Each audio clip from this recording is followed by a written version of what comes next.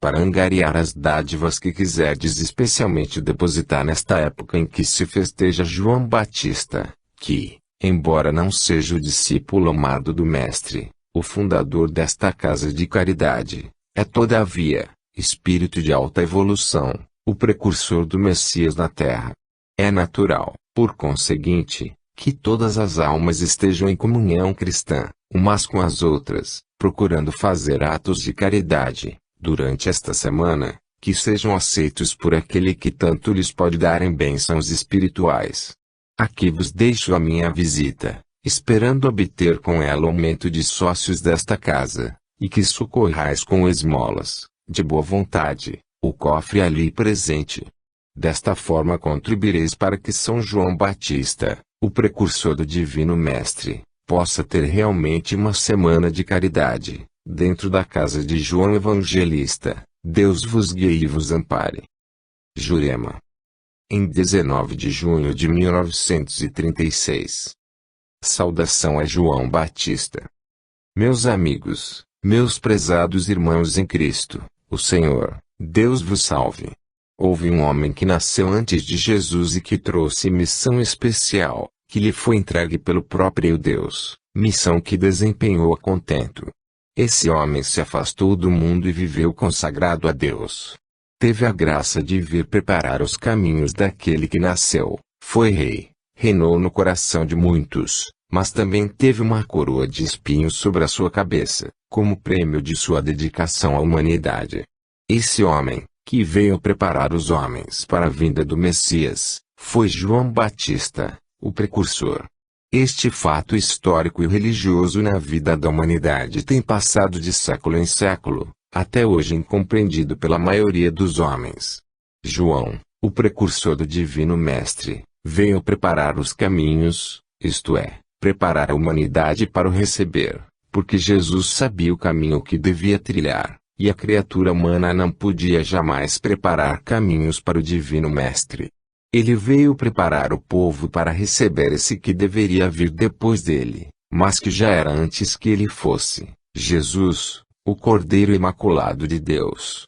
E, não obstante todo esse preparo, os homens que encheram de flores as ruas por onde devia passar, montado em seu jumentinho, Jesus, o Filho de Deus, foram os mesmos que o levaram de rastros até o Gólgota, para o crucificarem em uma cruz. Não há, porém, que estranhar a atitude da humanidade, porquanto a regra geral é atualmente esta. Não faltam amigos para traírem na primeira oportunidade. O mundo recebeu Jesus em flores, oferecendo-lhe depois uma coroa de espinhos. Mas João, o precursor, não teve a mínima responsabilidade nesse acontecimento posterior, porque a sua palavra inspirada e por vezes vibrante como um látego, vibrou aos ouvidos da humanidade, fazendo-lhe sentir quem era aquele de quem ele não se julgava digno de atar as correias das alparcas. João foi verdadeiro, leal quando disse: eu vos batizo com água, mas virá depois de mim um outro que vos batizará com fogo, isso é com o Espírito Santo. João desempenhou a sua missão, consagrou-se inteiramente ao serviço do seu mestre e não houve tentação humana, por mais forte que fosse, que lhe fizesse desviar o pé da senda da virtude e do dever. Tentações não lhe faltaram, mas ele resistiu a todas. E vós sabeis pela história, como terminou os dias daquela encarnação precursor do Divino Mestre. Hoje, esse espírito vibrante de amor, cheio de luz, alto em sabedoria, puro em altitude, muito elevado para que o olhar do homem o possa alcançar, desce o seu olhar à profundidade da terra e mergulha neste ambiente em que vos agitais muitas vezes presos de terríveis obsessões, e tantas outras ingratos, revoltados contra os próprios erros ou abatidos nas vossas energias espirituais, desfalecendo, porque a lâmpada da vossa fé falta azeite. João está em grande elevação para que seja visto por vós, mas ele vos vê, vos acompanha os passos, compreende a sinceridade do vosso sentir, escuta os vossos propósitos, observa vossas quedas, enfim, continua a preparar caminhos para Jesus, caminhos por onde deveis trilhar, caminhos que vos afugentarão do pecado, caminhos que vos prepararão para uma vida melhor. Enfim, João Batista, o precursor do Divino Mestre, continua a brilhar com toda a sua luz, em proveito daqueles que antigamente representavam a raça de víboras, como ele os chamou na sua santa indignação. Meus amigos, é muito natural que na casa que me concedestes por mercê, seja louvado o precursor do Divino Mestre, e é muito justo que ele contribua com sua influência para o adiantamento espiritual desta gente. E eu sou o primeiro a conhecer que a sua autoridade, o seu valor espiritual, a sua glória podem se espargir sobre o asilo espírita João Evangelista, modificando seu ambiente, preparando-vos para a luta real pela vida espiritual, porque a material o homem a tem diante do olhar e dela pode, pelo seu esforço, sair com galhardia. A luta espiritual é o combate contra o vício, contra o erro, contra o pecado, contra a ignorância, e, sobretudo, contra as formidáveis tentações da vida material. Para estas lutas o homem não se sente preparado. E todo aquele que procura vencê-las, não o conseguirá sem o auxílio divino. Sem ele não pode ser vencida a menor tentação, quanto mais aquelas que dependem realmente de um alto vigor espiritual. Meus amigos, eu me congratulo convosco e me sinto inundado de profundo júbilo, por ver que vós, em modestos festejos que tendem a melhorar de alguma sorte a economia doméstica desta casa, vos lembrastes de festejar a data em que o mundo religioso comemora o advento de João, o Batista. Eu sou o primeiro a repetir, dos nascidos de mulher, conforme afirmou o Divino Mestre, ninguém foi maior do que ele. Possa, pois, o precursor de Jesus nesta hora ouvir esta saudação, e prestar à casa de João Evangelista todo o seu apoio, todo o seu auxílio, toda a auréola de luz de que é circundado o seu mavioso espírito. Deus vos proteja e vos guarde sob a proteção de tão poderoso Mestre. Que assim seja. João Evangelista. Em 23 de junho de 1936. Palavras do Precursor. Em nome de Jesus, seja-vos concedida toda a paz. Meus amigos, crentes em Jesus, não era possível calar o meu espírito, que deseja expandir-se desde o início desta sessão ao ouvir as palavras inspiradas, proferidas através do médium, pelo espírito evoluído de João, o Evangelista. Não era possível ouvir e calar tudo quanto este espírito de elevação e nobreza tirou de si para aplicar em mim. Meus amigos, Deus, em sua alta sabedoria e grandeza, tem dirigido os destinos do universo, determinando cada acontecimento, trazendo a paz a cada planeta, e foi Ele, em sua sabedoria infinita, quem mandou que o seu servo viesse a este mundo antes da vinda do seu bendito Filho. O fito da providência divina foi que o meu fraco verbo, inspirado na sua ciência, abrisse os olhos daqueles que propositalmente não queriam ver, para dizer: lavai-vos, purificai-vos de todo o pecado, porque aí vem quem vos vai batizar em verdade e vida. Meus amigos, não sei se é contento da divindade a minha missão foi cumprida. Sei, porém, que o meu maior desejo foi realmente preparar um povo digno de receber o seu Senhor. E lamentei, profundamente, de todo o íntimo do meu ser, que as minhas palavras tivessem sido carregadas pelo vento, sem penetrarem no entendimento daquela gente. Quantas vezes eu procurei chamá-la à realidade da sua existência espiritual. Mas o homem, em todas as épocas, esteve surdo aos ditames do além.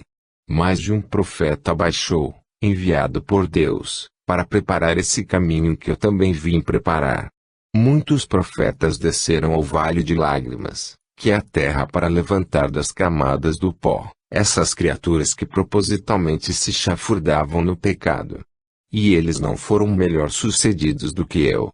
Eles procuraram, de todas as formas, fazer sentir à humanidade que o pecado mancha e a sua mancha é indelével, que o pecado rebaixa o caráter e que a virtude o enobrece. Houve um homem no passado que foi escravo submisso da vontade de Deus. Esse homem nem sequer a vida do seu próprio filho poupou para servir ao Senhor. E se não executou o holocausto exigido, foi porque a sua fé era tão grande, que não foi necessário experimentá-la até lá. E Deus poupou a vida do inocente. Este homem deu um dos mais belos exemplos de fé. Um outro houve, a quem o mundo contemplou com todas as fortunas e riquezas fabulosas. Esse homem tornou-se um potentado pela fartura dos seus celeiros. Foi ele depois experimentado na miséria, na moléstia, na perda de todos os seus bens, foi fustigado na alma e no corpo de todos os modos, para que a sua fé se abalasse. E tal coisa não aconteceu. A sua fé permaneceu de pé. Foram esses os grandes vultos da antiguidade. Mas o que se vê na época atual? Homens ostentando riquezas, honras, guiadores de outros homens, cobertos de púrpuras, homens que deviam ser servos, porque o Senhor foi servo lavando os pés dos seus discípulos. Eles, no entanto, se refestelam em coxins dourados, para serem servidos ao mais leve sinal, homens sem piedade para seus semelhantes, e estando prontos a praticar a maior soma de pecados, ficam com o direito de entrar pela consciência alheia, perturbando, muitas vezes, a inocência de almas que não pecaram. Sempre a indignação revoltou o meu espírito. Quero penitenciar-me e não consigo. O meu espírito será sempre contra o mal e eu direi sempre à terra, tu poderás ser melhor, poderás te levantar do lodo, dando verdadeiro desempenho à caridade cristã. Tens o costume, aliás mal feito, de olhar para todos quantos não se distanciam da virtude do dever, para criticarem os seus menores atos. Tu que aprecias tanto a bondade, que a elogias tanto, tens o hábito de ser contra os bons, porque todas as vezes que um bom quer praticar uma ação de acordo com os seus sentimentos tu a qualificas de baixeza, e dizes que é humilhação. Esta palavra do mundo, meus amigos, é preciso que eu vos diga, o meu temperamento foi sempre assim. Acho e entendo que o pecado deve ser extirpado de onde estiver, como uma chaga pútrida. É preciso causticá-lo, é preciso que o doente sare, mas sare, ainda que pela violência da cura. Jesus meigo e bom, da grande imensidão do infinito, carinhosamente acolhe toda a humanidade sofredora que o busca num gemido ou num olhar. Mas a mim me dói dentro do espírito, me dói profundamente dentro da alma, que o Salvador do mundo, aquele que nem a sua própria vida poupou para a salvação da humanidade, ainda hoje seja esbofeteado pela falta de caridade dos homens, ainda hoje seja julgado, não sendo colocado no seu verdadeiro lugar, como deveria sê-lo. Eu não posso dizer que detesto a humanidade, mentiria a mim mesmo, se tal fizesse, mas tenho fé e me revolto, em frente desta miséria humana. E desejo que, em vez de ser tão pequenino, o homem se eleve diante de Deus, porque para isso foi criado. Meus amigos e meus irmãos, a candura, a simplicidade, a santidade de João, o evangelista, o discípulo amado, que repousava sua cabeça no seio do divino mestre, não encontrará sucessor. João será sempre o iluminado apóstolo, João será sempre o sol a irradiar fulgores, por toda a terra, será sempre protetor e amigo das crianças. Eu procurarei sempre preparar os caminhos para chegar a Jesus. E venho mais uma vez apelar para a humanidade, levanta-te do erro, levanta-te do pó, ama o teu Deus. Entrega-te a Jesus, sê caridosa e boa, humanidade infeliz. Olha para as chagas dos teus irmãos, não embaraces os passos daqueles que querem servir o seu Deus. Sê confiante e boa, humanidade, e não sejas mais vil e traidora. Sê amante de Jesus, entrega-te ao seu amor, salva-te, porque Ele quer te salvar. Eis o que tinha para vos dizer, meus irmãos. Eu não vos trago flores, eu não vos trago louvores, no dia em que pensais em mim, eu desejo socorrer os vossos males, a vossa ressurreição do pecado para a vida. Desejo o vosso progresso espiritual, e hei de me esforçar sempre para que o possais conseguir. Deus vos guie e vos salve. João o Batista. Em 23 de junho de 1936. Lealdade espírita. Meus amigos, meus queridos irmãos, inúmeras vezes tem sido dito desta tribuna, por espíritos esclarecidos, aqueles que nos podem dar lições, a nós e a vós, que este laço de fraternidade cristã não deve ser quebrado pelos humanos. Se assim eles dizem, nós repetimos, relativamente à solidariedade que deve existir entre toda a humanidade, mais especialmente é preciso chamar vossa atenção para a solidariedade, a cordialidade fraterna que deve existir entre irmãos. Lamento dizer, porém, que nem sempre existe este laço de estima recíproca entre os crentes espíritas. Não é que desejemos que o número de amigos seja tão vasto, tão grande, como era realmente para desejar, mas que, num núcleo pequeno, onde cada um se conhece pelo próprio nome, sendo conhecidos pela ligação de família, que os relaciona, mais especialmente deve haver esta sinceridade, esta lealdade de trato, esta vontade de se unir aos seus irmãos, pelo laço daquele mandamento que Jesus explicou ao mundo, e desejou ver exemplificado entre seus apóstolos, mais tarde seus discípulos, os que posteriormente se fizeram cristãos. É lamentável que nem sempre se possa observar essa estima que devia existir entre todos. Mas, se não é possível amar com a extensão com que Deus deseja e Jesus espera dos que lhe são afeiçoados, ao menos que não haja esta má vontade recíproca entre os crentes que abraçam a mesma doutrina. Meus amigos, manda a regra da boa educação que tudo aquilo que não se possa dizer em face, também não seja dito às ocultas. Se toda criatura humana tomasse esta norma para seu proceder, falando somente aquilo que estivesse pronto a sustentar em qualquer oportunidade, outra seria a condição moral da sociedade. Porque muitas vezes, de coisas aparentemente sem importância, de coisas que não se deve realmente mencionar, porque são futilidades que não têm outro alcance senão aquela frivolidade de momento, muitas vezes, iam dizendo, dessas coisas, dessas palavras sem critério, pronunciadas em toda parte, resultam situações complicadíssimas, em que se vêem envolvidas crentes outros, que nada têm com aquela ninharia de que se fala. E essas coisas se vão propalando, vão ganhando terreno e as inimizades se vão fazendo, quando o princípio é muitas vezes uma gota d'água.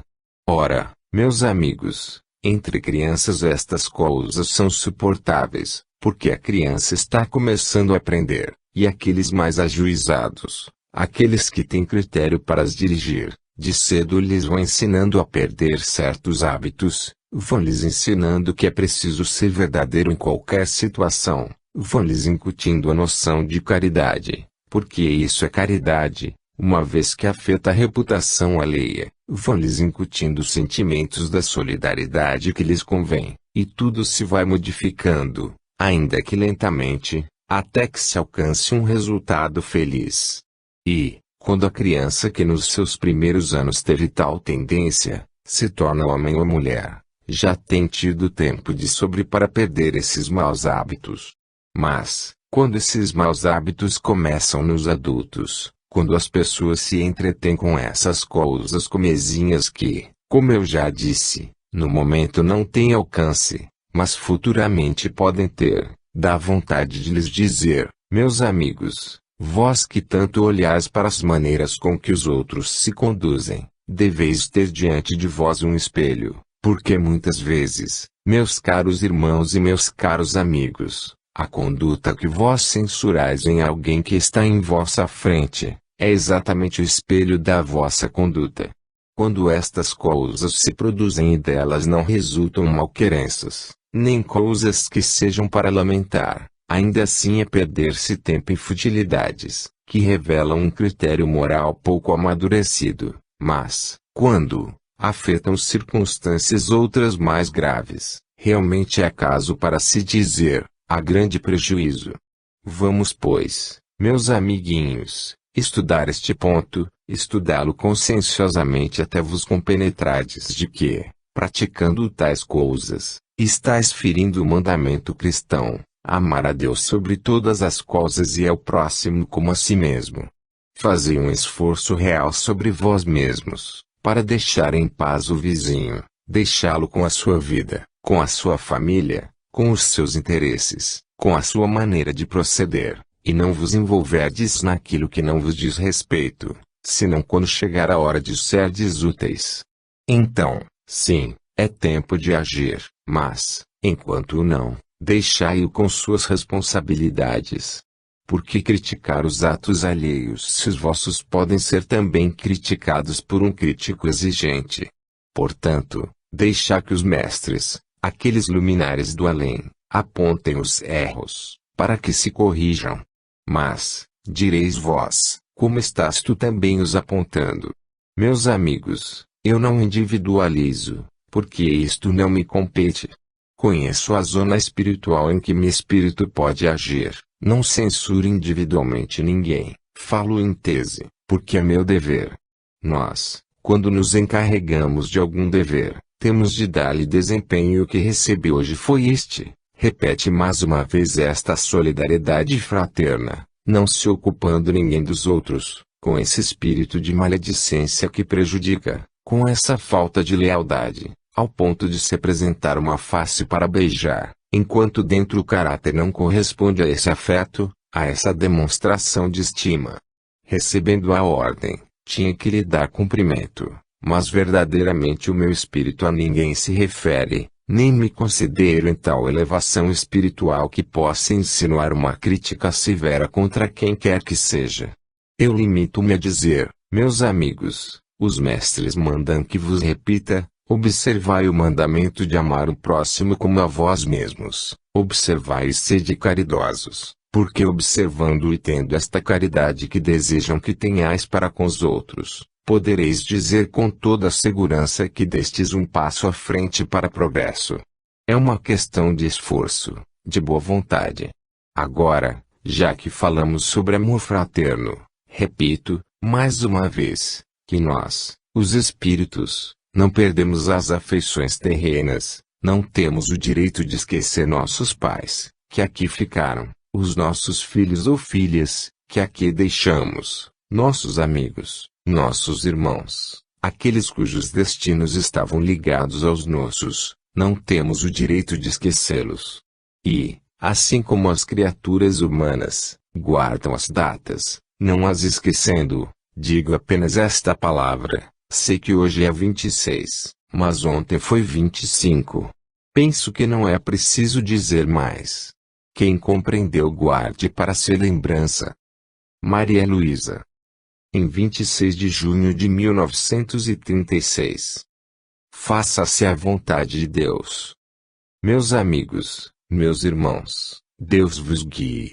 Quem passa pela vida terrena e regressa ao além, tem muito que recordar, tem muito que reler.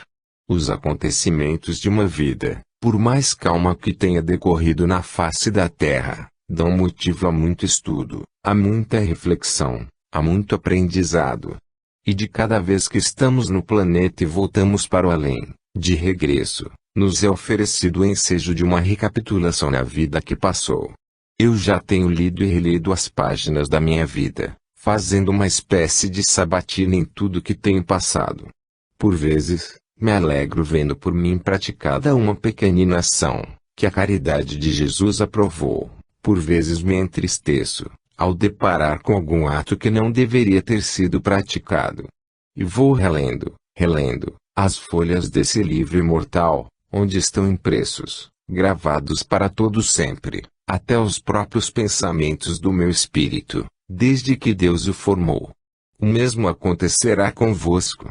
Tereis de reler este livro, todas as suas folhas, tereis de vos alegrar diante das ações honestas praticadas por vós mesmos, possuidores de corpos diferentes, mas tereis também, muitas vezes, de vos envergonhardes de vós mesmos, perante ações que, se vos fosse dado apagar do livro da vida, vós o faríeis absolutamente. Porque, assim como eu tive oportunidade mais de uma vez de recordar as minhas existências na Terra, vós também tivestes essas oportunidades. Meus amigos, isto acontece. Indivíduos aqui, Quando se lhes fala desse porvir espiritual para as suas almas, e se lhes aconselha a desde cedo prepará-las com carinho, respondem: sou tão novo, é tão cedo para pensar nisto.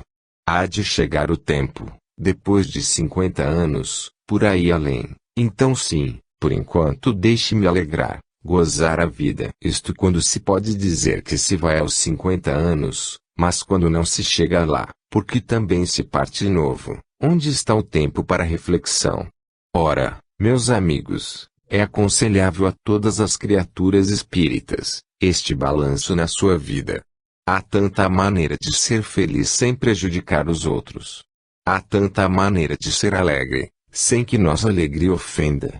Há tanta maneira de ser satisfeito, alegre, risonho, feliz, sem nossa satisfação, nosso prazer, causarem prejuízo a pessoa alguma. Essas são as alegrias doces da vida. Um moço tem direito à jovialidade. Uma moça tem direito a divertimentos. Não se exige outra coisa, uma vez que tem uma conduta sã, perfeita, cheia de aspirações. Há tanta coisa lícita permitida a uma moça, sem causar prejuízo à educação moral do espírito. Eu ando sempre por aqui, muito embora raras vezes me comunique. É um feitio, é uma questão de modo espiritual. Os mestres devem sempre falar, eles têm tanto que ensinar, tanto que dizer. Mas não é porque não vos estime e não tome interesse por vós. Quando penetro no asilo e vejo todas as meninas alegres, contentes, nessa labuta diária, prontas a estudar, prontas para os trabalhos domésticos, me animo. Saio daqui, visito outros pontos, em que às vezes encontro também a mesma atividade. Mas há ocasiões em que, penetrando em lugares, que tanto amo, que tanto prezo, onde tenho meu coração preso a afeições sinceras que também não me esquecem, fico triste, porque vejo que a dor lá estabeleceu morada, porque vejo lá perspectivas sombrias para o futuro das crianças, porque vejo lá preocupações. Tudo isto vejo e tenho pena, compreendendo, porém, que a bondade de Deus guia os acontecimentos. Tudo quanto se passa está dentro das normas da mais perfeita caridade, porquanto os espíritos que fazem jus ao sofrimento, vêm para a terra antecipadamente sabendo que os vão passar. E todo este desencadear, esse desenrolar de acontecimentos é previsto pelos espíritos, antes de virem. Não são estas as causas incidentes da vida, antes, são as positivas, a cruz, a prova. E eu reflito e peço a Deus, do íntimo da minha alma, que fortaleça aqueles que são fracos, que dê o pão espiritual às almas famintas de luz, que continue a fornecer energias àqueles que precisam estar de pé. Que seja caridoso e bom, como de fato é, para os órfãos, as crianças que não têm pai, prestes a não tanto têm mãe, enfim, que Deus a todos inspire, proteja e ampare. E aqueles que têm conhecimento da fé cada vez mais se elucidem no sentido de aceitarem toda a dor, todo o sofrimento, acreditando, porque de fato é verdade, que esses sofrimentos são todos para o bem do espírito. São todos para o bem dos espíritos, devo dizer, porque não podem só atingir a um, mas também as pessoas que os cercam, porque há criaturas que preferem sofrer pessoalmente, do que ver sofrer quem lhes é caro. Por isso digo, todo o sofrimento daquele espírito a que me refiro no momento, está dentro da norma da lei, da caridade de Deus. Mais tarde, quando o despontar da vida além surgir no horizonte da fé, ele verá, como num livro aberto, todo o proveito do sofrimento, da dor, da cruz dolorosa tomada sobre os ombros, antecipadamente, porque foi ele que escolheu as suas provas. Meus amigos, eu não mereço de Deus a felicidade espiritual de que desfruto, não mereço de meu Pai a luz de que me vejo rodeada, não mereço do meu Deus o perdão das culpas adquiridas em encarnações temporárias, mas sua vontade se faça. Continuo a dizer, seja louvado o santíssimo nome do Senhor, na alegria ou na dor, na tristeza, na prova, no sofrimento, como na paz, na felicidade, na aventura. Deus é amor. Olhemos para ele sempre através desse prisma verdadeiro. Deus vos guarde. Luísa.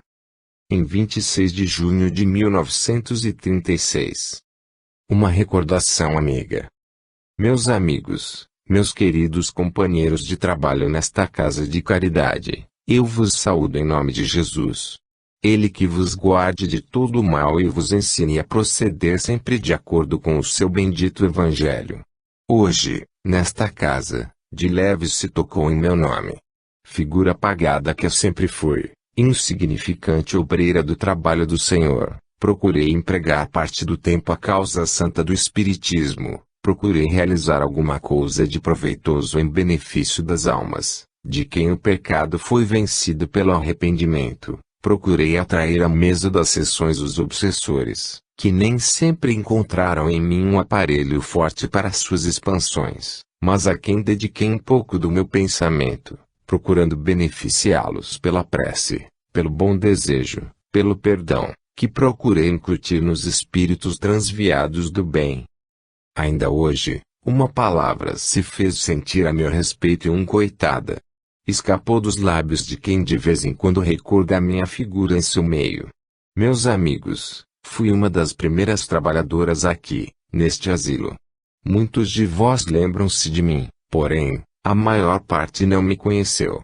Isto aqui vai aumentando de tal sorte, que os mais novos não podem se recordar daqueles a quem não conheceram. Mas essa pena involuntária, que eu despertei num coração bondoso, atraiu o meu espírito. E eu vim para tranquilizar aqueles que ainda se lembram de mim. Pobre criatura, insuficiente em meu trabalho, fraca de inteligência e bem pouco preparada para executar a tarefa da mediunidade que Deus colocou em meu espírito, vim para tranquilizar-vos e dizer, não obstante todas as imperfeições que prejudicavam a marcha do meu progresso, tenho muito que dar graças a Deus pelo bem que sinto neste meio em que habito, cercada de espíritos evoluídos, que permitem de-se a minha aproximação. Por que não dizer abertamente àqueles que se interessam por mim que eu sou feliz, embora não seja merecedora do bem-estar que desfruto?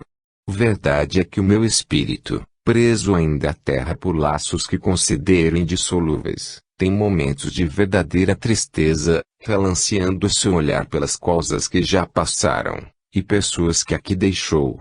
Alguns até apagada estando na minha memória. Mas não faz mal.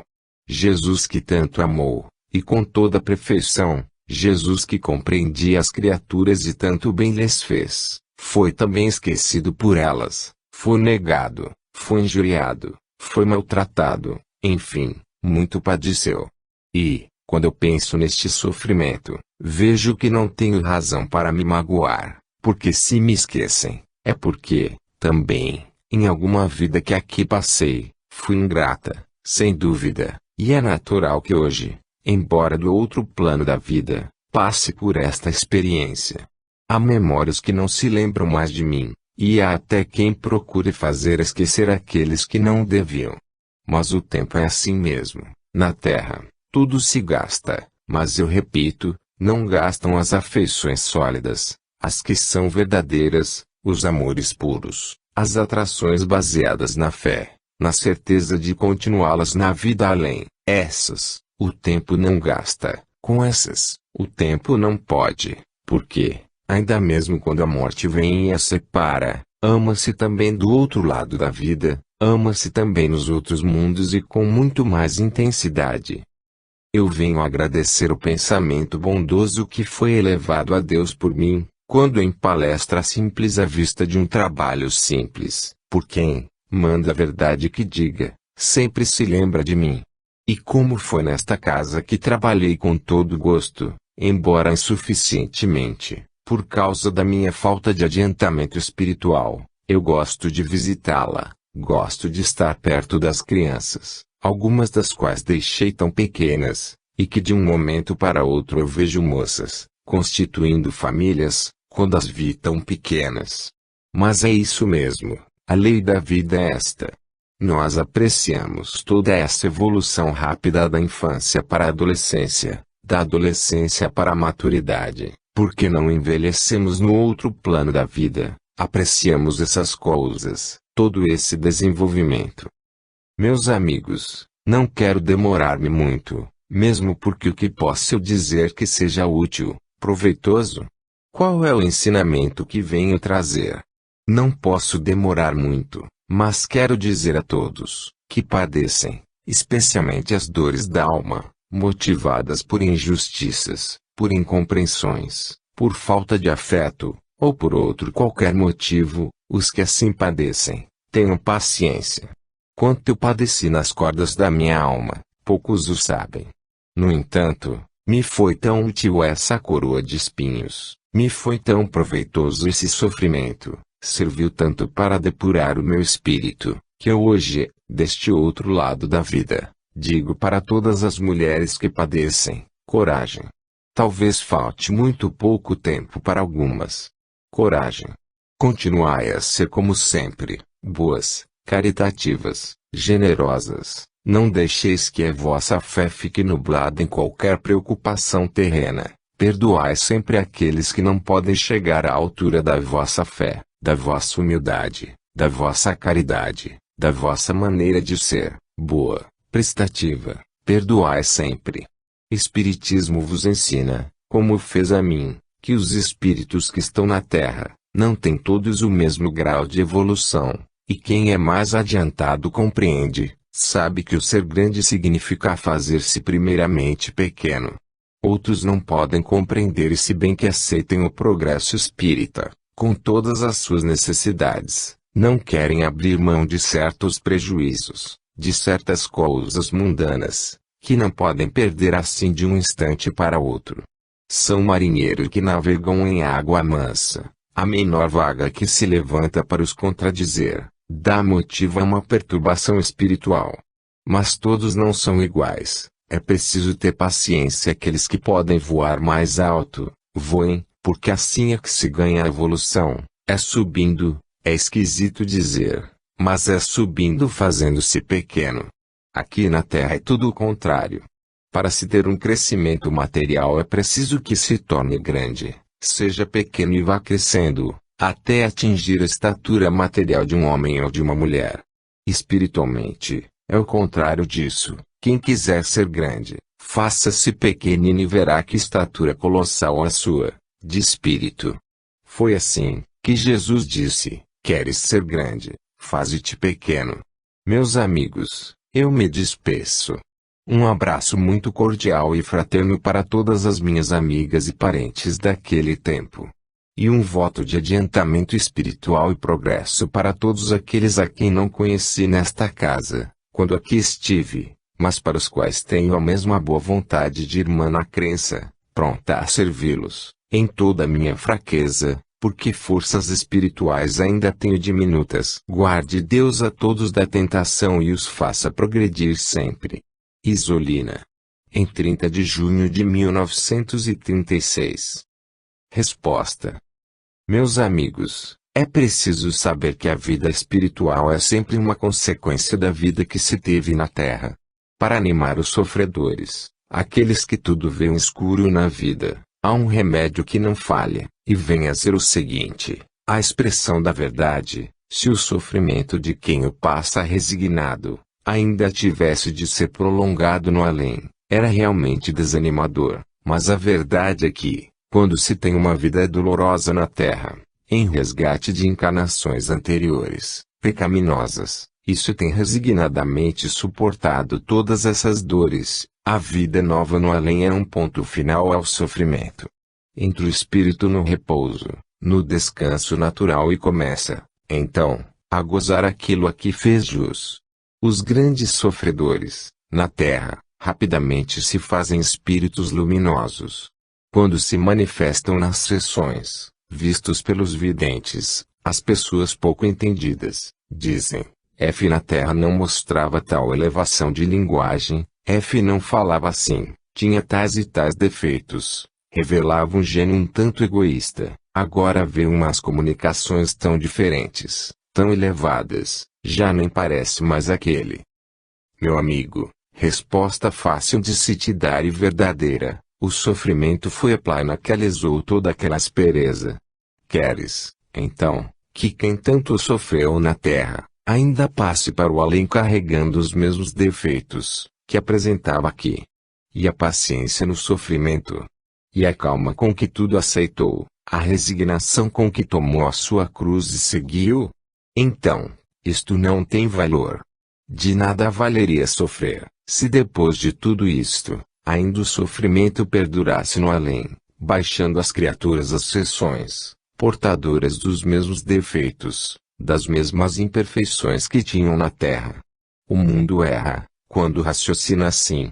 Algumas vezes, e não poucas, eu tenho ouvido apreciações sobre manifestações de espíritos, que deixaram há pouco tempo o cárcere da carne, em que as pessoas que presumem conhecê-los veem com estes nadinhas de objeções a dizer, F não pensava assim, mas desta forma, essa linguagem que hoje revela, esse sentimento não era padrão do seu espírito, está completamente diferente, não pode ser. Então, meus amigos, passa-se para o além e permanece-se no mesmo. Como quereis evolução?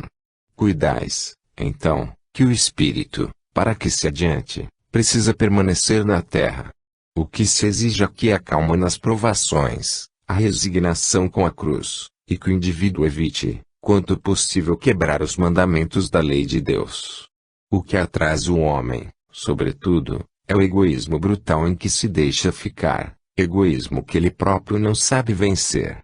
Quantas vezes um indivíduo bem-intencionado promete a si mesmo uma reforma de costumes, uma reforma radical no seu modo de ser.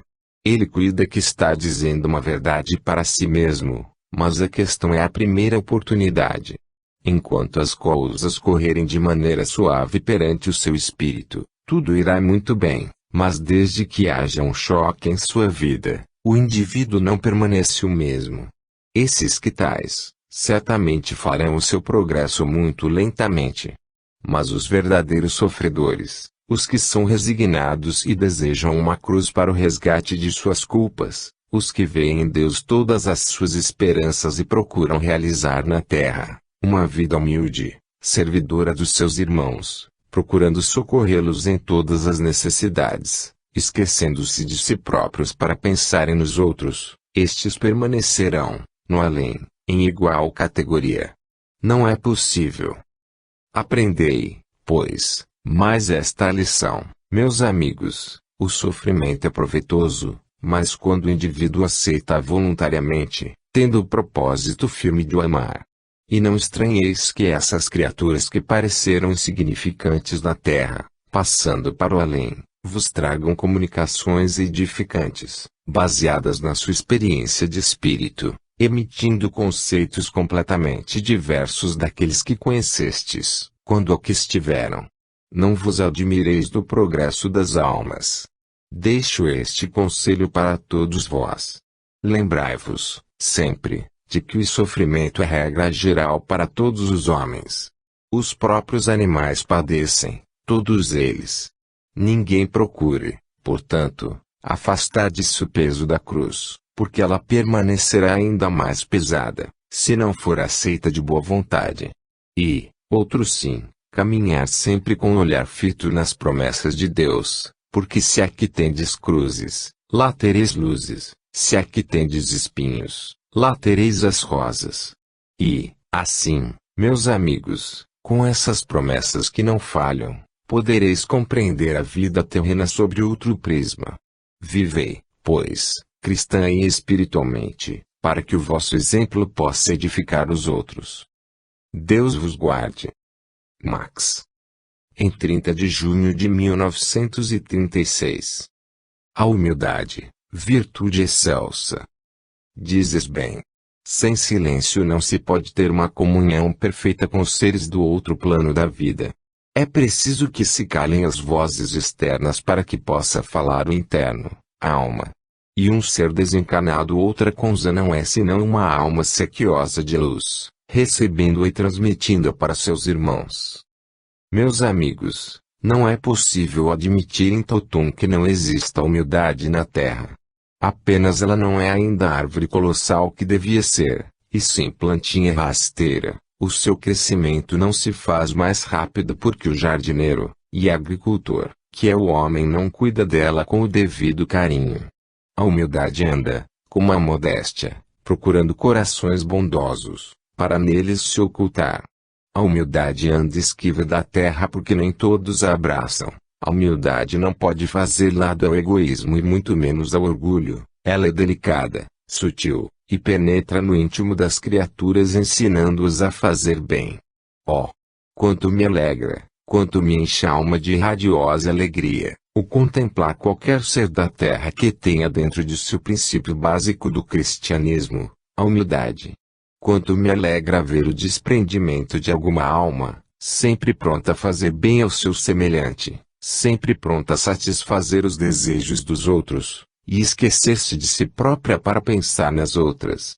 Ah, meus amigos, é raro, sim, mas existe ainda na terra, em certos recantos, e às vezes nas próprias capitais bulhentas, almas de escola que agasalham dentro de si o princípio sagrado do cristianismo.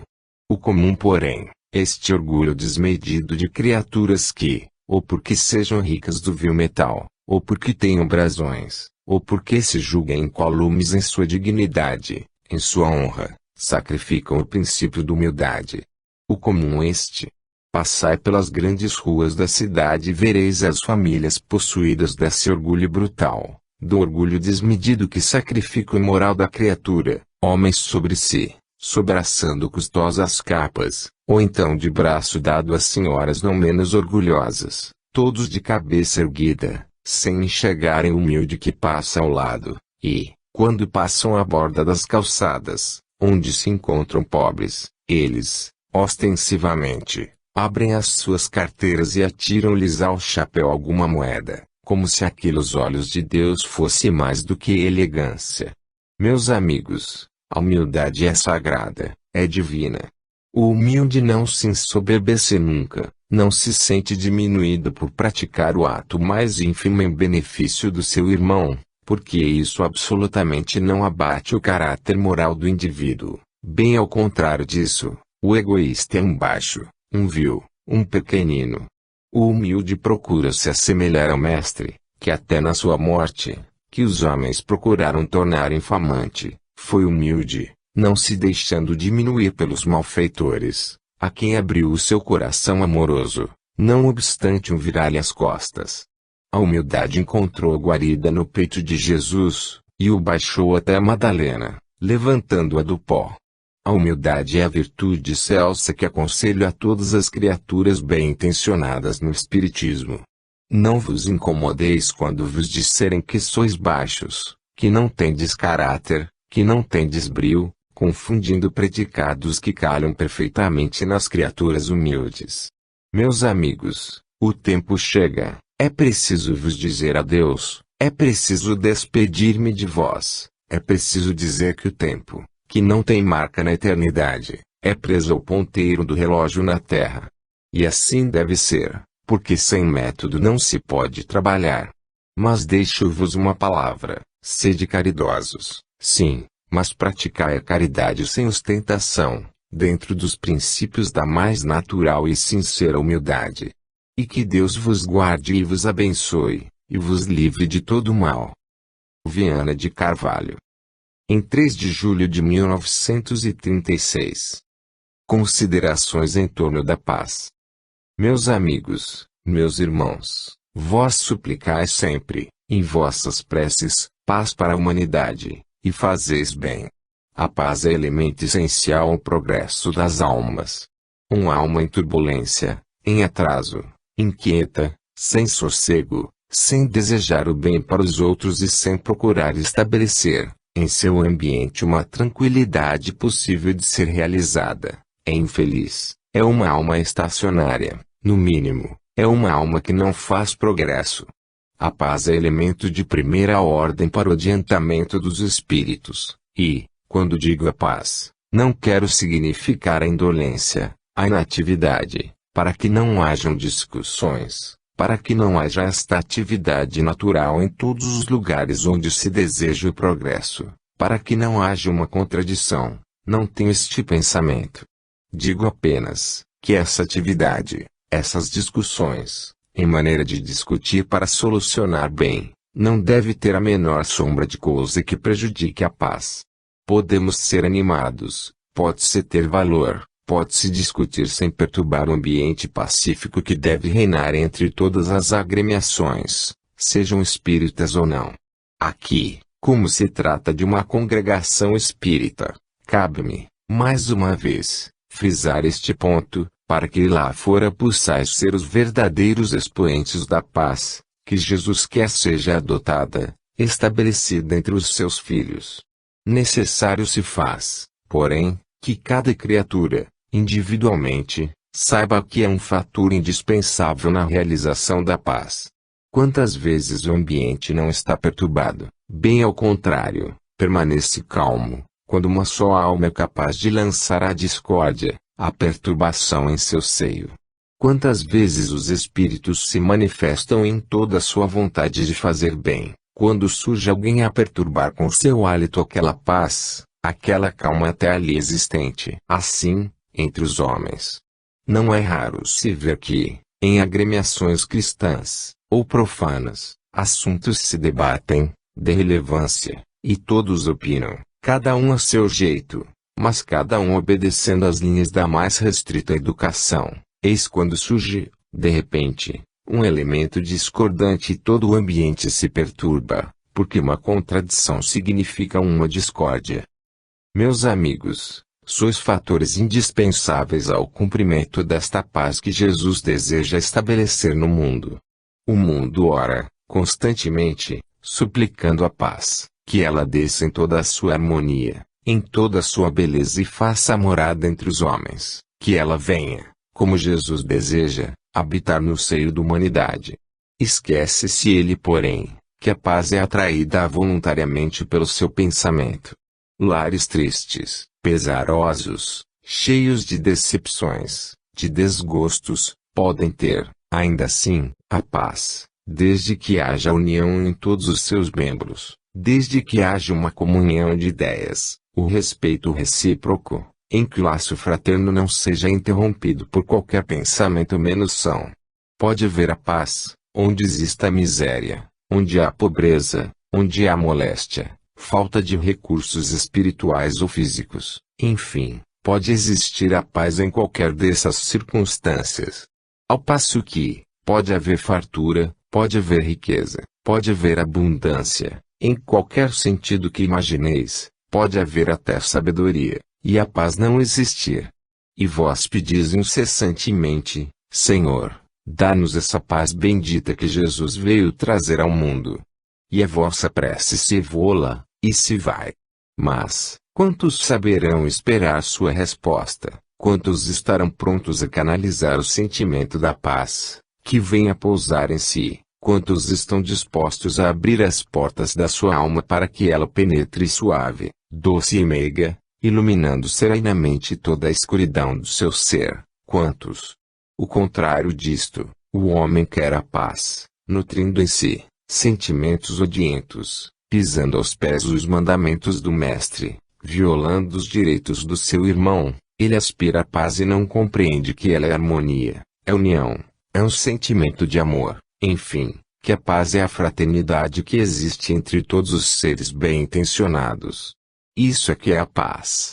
O homem que é assim não pense que, todavia, insiste a pedir que a paz venha, semelha àquele que, penetrando num lugar escuro, não toca no interruptor elétrico para que funcione e a luz se faça.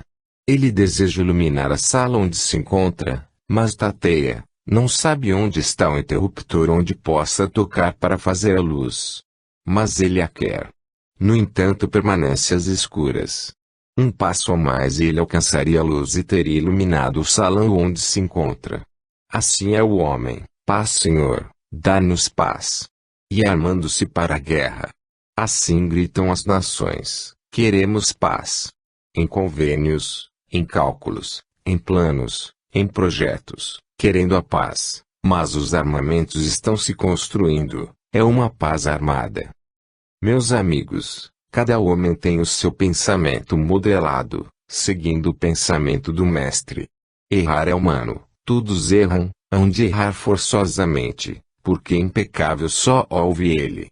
Mas daí a querer sistematicamente forçar a vinda da maior dádiva que Jesus concedeu ao mundo, sem caminhar ao seu encontro, sem procurar ambiente, sem preparar-se para recebê-la, antes ao contrário, cultivando todas as más paixões, cultivando todos os seus maus pendores, todo o mal do seu espírito, dando mão forte à semente do egoísmo dentro de si, e depois de tudo isto preparar esse ninho de espinhos para que a paz nele repouse.